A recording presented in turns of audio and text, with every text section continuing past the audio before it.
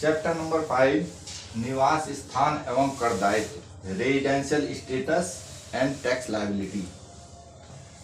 सबसे पहले कोई भी व्यक्ति हो वो भारत के अंदर या भारत के बाहर आय प्राप्त कर सकता है। तब यह देखना होता है कि वह व्यक्ति भारत में किस स्थिति में आता है, अर्थात निवासी की स्थिति में आता है या अनिवासी की स्थिति में आता है। तो इसके लिए करदाता की निवासी स्थिति की गणना की जाती है। करदाता की निवासी स्थिति कैसे हो सकती है? करदाता दो प्रकार के हो सकते हैं। नंबर फर्स्ट है निवासी, रेजिडेंट। रेजिडेंट भी दो तरह के हो सकते हैं। उसमें नंबर फर्स्ट है साधारण निवासी और नंबर सेकंड है असाधारण निवासी। इसके बाद सेकंड नंबर का जो होता है करदाता वो होता है अनिवासी, यानी कि जो भारत के बाहर के नागरिक हैं वो अनिवासी कहलाते हैं। अब हमें ये देखना होता है कि निवासी जो साधारण निवासी है वो कब बनता है और उसको हम कैसे कैलकुलेट करते हैं। उसके लिए हमें मुख्य शर्तें देखनी होती हैं जो कि सेक्शन धारा 6(1) में है। धारा 6(1) की दो मुख्य शर्तें हैं। नंबर फर्स्ट शर्त है करदाता कम से कम भारत में 182 दिन या उससे अधिक रहा हो। नंबर सेकंड शर्त है करदाता गत वर्ष से पूर्व के 4 वर्षों में कम से कम 365 दिन और गत वर्ष में कम से कम 60 दिन और अपवाद की दशा में 182 दिन भारत में रहा हो। अपवाद की दशा कौन सी होती है? जब कोई व्यक्ति रोजगार के उद्देश्य से बाहर जाता है तो वो अपवाद की स्थिति में माना जाता है। तो उस स्थिति में 182 दिन आपको रहना आवश्यक है। यहाँ पर एक बात ध्यान रखना बहुत आवश्यक है कि नागरिकता और निवासीय स्थिति इन दोनों में बहुत अंतर है। इन दोनों का आपस में कोई संबंध नहीं है। नागरिकता जो होती है वो संविधान के आधार पर दी जाती है और निवासीय स्थिति जो होती है वो आयकर के नियमों तथा उप नियमों के आधार पर ज्ञात की जाती है। तो ये बहुत अच्छे से आप पहले इसको समझ लें कि नागरिकता और निवासीय स्थिति में कोई संबंध नहीं है, दोनों अलग अलग हैं। ठीक है। अब हम आए साधारण निवासी पर। साधारण निवासी के लिए जो मुख्य शर्तें हैं धारा 6(1) की, उनमें से अगर एक या दोनों, या तो एक या फिर दोनों शर्तें पूरी हो जाएं और अतिरिक्त शर्तें जो कि धारा 6(6)A में हैं वो दोनों शर्तें पूरी हो, तब क्या बनता है व्यक्ति? साधारण निवासी। और असाधारण निवासी के लिए 6(1) की एक तथा 6(6)A की या तो एक पूरी हो या एक भी पूरी ना हो तो क्या बनता है? असाधारण निवासी। फिर दोबारा से मैं रिपीट करता हूं। साधारण निवासी के लिए मुख्य शर्तों में से एक और अतिरिक्त शर्तों में से दोनों, ये अगर पूरी होती हैं तो व्यक्ति क्या बनता है? साधारण निवासी। असाधारण निवासी के लिए मुख्य शर्तों में से एक और अतिरिक्त शर्तों में से एक या एक भी नहीं पूरी करे तो क्या बनता है? असाधारण निवासी। इसके बाद अनिवासी वो होता है जो कि मुख्य शर्तों में से कोई भी पूरी ना करे। अब अतिरिक्त शर्तें कौन कौन सी हैं? धारा 6(6)A के अंतर्गत जो हैं वो अतिरिक्त शर्तें कौन कौन सी हैं वो मैं आपको बताता हूं। नंबर फर्स्ट है गत वर्ष के पूर्व के 10 वर्षों में कम से कम 2 वर्ष निवासी के रूप में रहा हो। निवासी का मतलब 182 दिन भारत में रहा हो। गत वर्ष के पूर्व के 7 वर्षों में कम से कम 730 दिन भारत में रहा हो। ये क्या है? अतिरिक्त शर्तें हैं दोनों। इन दोनों अतिरिक्त शर्तों का अध्ययन किया जाता है और ऊपर दी गई 6(1) की धारा जो है उसमें मुख्य शर्तें हैं, उन दोनों का अध्ययन किया जाता है। इसी के आधार पर हम अपने किसी भी करदाता का निवास स्थान ज्ञात कर सकते हैं। निवासीय स्थिति के अपवाद। निवासीय स्थिति के कौन कौन से अपवाद होते हैं? उसमें नंबर फर्स्ट है रोजगार के उद्देश्य से भारत के बाहर जाता है कोई व्यक्ति तो उसे 182 दिन या अधिक भारत में रहना आवश्यक है। उस पर धारा 6(6)A की जो शर्त है उसमें 65 दिन वाली शर्त लागू नहीं होगी, उसके स्थान पर 182 दिन आपको रहना आवश्यक है। नंबर सेकंड है अपवाद ऐसा व्यक्ति जो भारत का नागरिक है या भारतीय मूल का व्यक्ति है जो भारत के बाहर रहता है, किसी गत वर्ष में भारत की यात्रा पर आता है, तब उसे 182 दिन या अधिक भारत में रहना आवश्यक है। भारत की आय विदेशी यात्रा को छोड़कर 15 लाख रुपए से अधिक होने की दशा में दूसरी शर्त के दिनों की संख्या 60 दिन के स्थान पर 120 दिन माने जाएंगे। ये नया संशोधन है जो लास्ट ईयर हुआ था, उसी के लिए 60 दिन के स्थान पर कितना दिन हो गया, 120 दिन। इसके बाद है एक नई अवधारणा जोड़ी गई है, माना गया निवासी, जो कि धारा 6(1)(a) के अंतर्गत आता है। यह कौन होता है? धारा 6(1)(a) माने गए निवासी की एक नई अवधारणा प्रस्तुत करता है। एक भारतीय नागरिक को भारत का निवासी माना जाएगा यदि उसकी कुल आय विदेशी स्रोतों से आय को छोड़कर 15 लाख रुपए से अधिक हो और वह अपने निवास या किसी अन्य समान प्रकृति के मानदंड के कारण कर चुकाने के लिए उत्तरदायी नहीं है। माना गया निवासी सदैव असाधारण निवासी माना जाएगा। अब हम आते हैं हिंदू अविभाजित परिवार की निवासी स्थिति पर, कि उसकी निवासी स्थिति का निर्धारण कैसे होता है। तो उसमें सबसे पहले साधारण निवासी, यदि हिंदू अविभाजित परिवार का नियंत्रण एवं प्रबंध पूर्णतः या आंशिक रूप से भारत में होता है तथा हिंदू अविभाजित परिवार का कर्ता या मुखिया धारा 6(6)(a) की दोनों शर्तों को पूरा तथा हिंदू अविभाजित परिवार का कर्ता या मुखिया धारा 6(6)(a) की दोनों शर्तों को पूरा करता है, तब ऐसा परिवार भारत में साधारण निवासी माना जाता है। हिंदू अविभाजित परिवार का असाधारण निवासी कैसे माना जाएगा, वो कब होता है? यदि हिंदू अविभाजित परिवार का नियंत्रण या प्रबंध पूर्ण रूप से या आंशिक रूप से भारत में होता है तथा हिंदू अविभाजित परिवार का कर्ता या मुखिया धारा 6(6)(a) की दोनों शर्तों को पूरा नहीं करता है, तब ऐसा परिवार भारत में असाधारण निवासी माना जाता है। अनिवासी कब होता है हिंदू अविभाजित परिवार? यदि हिंदू अविभाजित परिवार का नियंत्रण एवं प्रबंध पूर्णतः भारत के बाहर हो, तब ऐसा परिवार भारत में अनिवासी माना जाता है।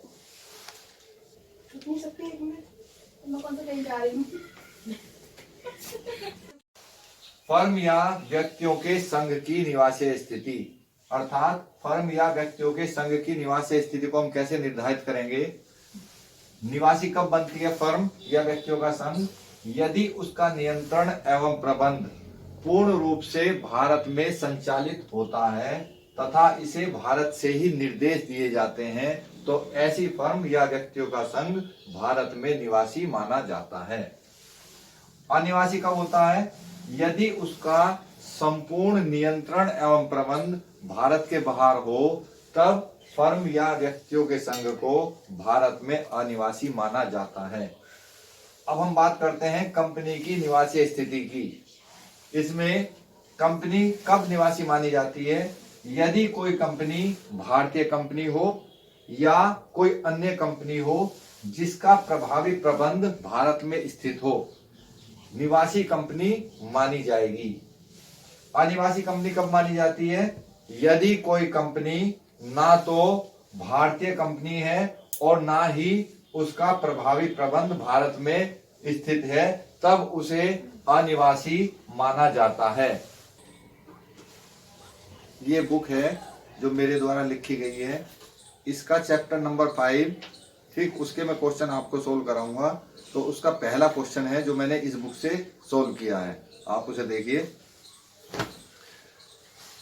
इसमें एक व्यक्ति है जो 10/8/2019 को भारत से बाहर जाता है और फिर वापस 1 मई 2020 को भारत वापस आता है। इससे पहले वो भारत में ही रहा था। तो हम 10/8/2019 तक के डेज निकालेंगे 19-20 वर्ष के लिए। कितने डेज आए? हमारे टोटल डेज आए 132 डेज, यानी कि 2019-20 में वो 132 दिन भारत में रहा।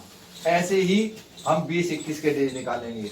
तो 20-21 में हमारे टोटल डेज आए 336। तो गत वर्ष में वो 336 दिन रहा और गत वर्ष से पूर्व के 4 वर्षों में वो 365 प्लस 132 इतने डेज रहा। आपको 2 शर्तें देखनी है। पहली शर्त होती है कि गत वर्ष में 182 दिन रहा हो, ये शर्त करदाता ने पूरी कर दी है। दूसरी कि गत वर्ष के पूर्व के 4 वर्षों में वो 365 दिन रहा हो और गत वर्ष में 65 दिन रहा हो, ये भी शर्त इसने पूरी कर दी, क्योंकि गत वर्ष में 336 दिन है तो 65 पूरे हो गए और गत वर्ष से पूर्व के 4 वर्षों में 365 दिन से ज्यादा रह रहा है, इसलिए दोनों शर्तें इसने क्या कर दी हैं, पूरी कर दी। यानी धारा 6(1) की जो मुख्य शर्तें हैं वो इस व्यक्ति ने दोनों पूरी कर दी हैं। अब इसके बाद आते हैं हम अतिरिक्त शर्तों पर, जो कि धारा 6(6)(a) की शर्तें हैं। उसमें व्यक्ति को 2 वर्ष निवासी के रूप में रहना चाहिए पिछले 10 वर्षों में, गत वर्ष को छोड़कर उसके पिछले 10 वर्षों में 2 वर्ष निवासी के रूप में रहना चाहिए। तो निवासी के रूप में वो रह रहा है क्योंकि वो 2019 से पहले इंडिया में ही रह रहा था, भारत में ही रह रहा था, इसलिए 182 दिन रहा होगा, इसलिए ये वाली शर्त भी इसकी क्या होगी, पूरी। गत वर्ष से पूर्व के 7 वर्षों में कम से कम 730 दिन भारत में रहना, 730 दिन से ज्यादा यहीं पर पूरे हो जाएंगे पिछले 3 वर्षों में ही, तो इसलिए ये वाली शर्त भी क्या हो गई, पूरी। जब कोई व्यक्ति मुख्य शर्तों में से कोई एक तथा अतिरिक्त दोनों शर्तों को पूरा करता है तो क्या बन जाता है, साधारण निवासी। तो यहाँ पर इसने दोनों शर्तें पूरी कर दी और अतिरिक्त शर्तें दोनों ये भी पूरी कर दी हैं, इसलिए क्या बन गया है, साधारण निवासी। देखिए, ग्रॉस टोटल इनकम जब निकालनी हो तो आपको इस चार्ट को फॉलो करना है। Computation of gross total income for the assessment year 21-22। ठीक, अब आप 21-22 क्यों लिखते हैं, क्योंकि ये असेसमेंट ईयर है। इसका अर्थ ये है कि हमने प्रीवियस ईयर में इनकम अर्न कर ली है और जिसका टैक्स हम अगले वर्ष में देते हैं, तो इसलिए हम क्या लिखते हैं, असेसमेंट ईयर 21-22। 2 ऐसी आय हैं, 2 ऐसे हमारी इनकम होती हैं जो कि जिनमें आप फाइनेंशियल ईयर लिखते हैं, करंट फाइनेंशियल ईयर। वो किस चीज में लिखते हैं आप करंट फाइनेंशियल ईयर, टीडीएस और एडवांस टैक्स। क्योंकि जब टीडीएस कटता है, ठीक, या आप एडवांस टैक्स देते हैं, तब असेसमेंट ईयर होता नहीं है, वो क्या होता है, करंट फाइनेंशियल ईयर। इसलिए वहां पर हम असेसमेंट ईयर के बजाय क्या लिखते हैं, फाइनेंशियल ईयर। अब आप इसमें देखिए, सबसे पहले आपको ये याद रखना है कि अगर कोई इनकम इंडिया में रिसीव हुई है, इंडिया में कोई इनकम प्राप्त हुई है, तो वो सभी के लिए क्या होगी, कर योग्य होगी, यानी कि सभी के लिए टैक्सेबल होगी। नंबर 2, यदि कोई इनकम आपने इंडिया में अर्न की है, यानी कि इंडिया में आपने उपार्जित की है या इंडिया में आपने अक्रूड की है, अर्जित की है, तो उसे भी तीनों में दिखाया जाएगा, यानी कि वो तीनों के लिए कर योग्य होगी। इसके बाद नंबर 3 पर है income earn and received out of India. कोई ऐसी आय जो कि भारत के बाहर ही कमाई गई हो और भारत के बाहर ही प्राप्त की गई हो, लेकिन उसका संचालन, उसका नियंत्रण जो हो वो कहां पर हो, इंडिया से हो, तो वो किस में टैक्सेबल होगी, फर्स्ट और सेकंड में, ऑर्डिनरी रेजिडेंट के लिए और नॉट ऑर्डिनरी रेजिडेंट के लिए। इसके लिए यह इनकम पर टैक्स नहीं लगाया जाएगा। इसके बाद है फॉरेन इनकम। फॉरेन इनकम कौन सी होती है, जो भारत के बाहर ही कमाई हो और भारत के बाहर ही प्राप्त की हो, ऐसी आय को क्या कहते हैं, विदेशी आय। तो विदेशी आय केवल साधारण निवासी के लिए कर योग्य होती है, ऑर्डिनरी रेजिडेंट के लिए कर योग्य होती है, बाकी किसी के लिए कर योग्य नहीं होती। इसके बाद पास्ट ईयर की अनटैक्स्ड फॉरेन इनकम, जो कि आपने सेंड की है इंडिया को, क्योंकि ये फॉरेन इनकम है और इस पर बिना कर लगी पास्ट ईयर की फॉरेन इनकम है, इसलिए ये यहां पर किसी के लिए भी कर योग्य नहीं होगी। इस तरीके से आप जब इनका टोटल करेंगे तो क्या कहलाएगा, ग्रॉस टोटल इनकम। अब इसी में अगर आप 80 धारा 80 की डिडक्शन घटा दें तो जो बचेगा वो क्या कहलाएगा, टोटल इनकम। ठीक है,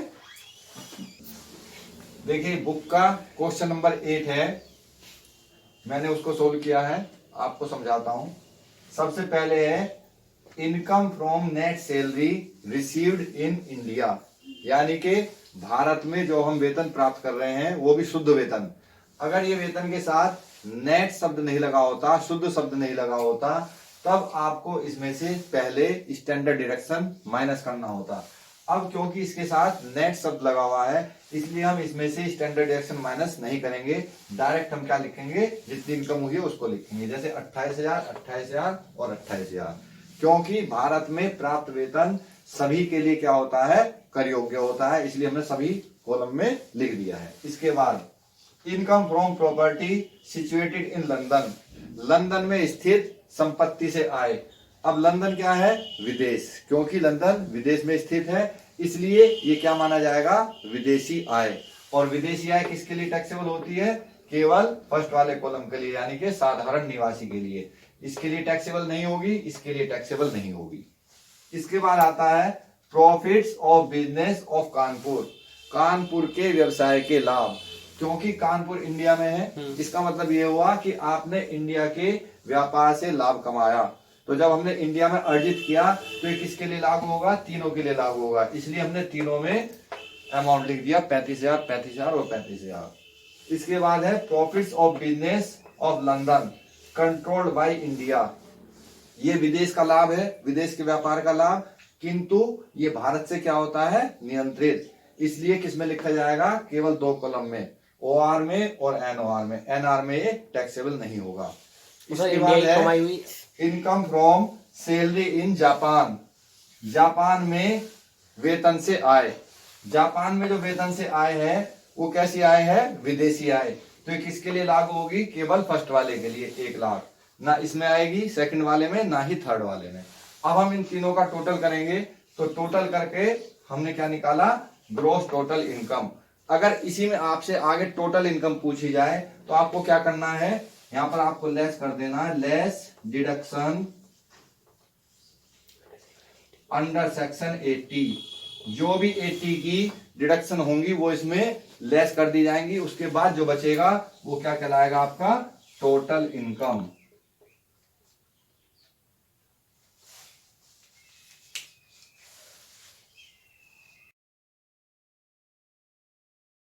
नंबर 9 है जो बुक का क्वेश्चन है, इसमें केवल हमें 2 व्यक्तियों का क्या निकालना है, 2 व्यक्तियों की ग्रॉस टोटल इनकम का निर्धारण करना है।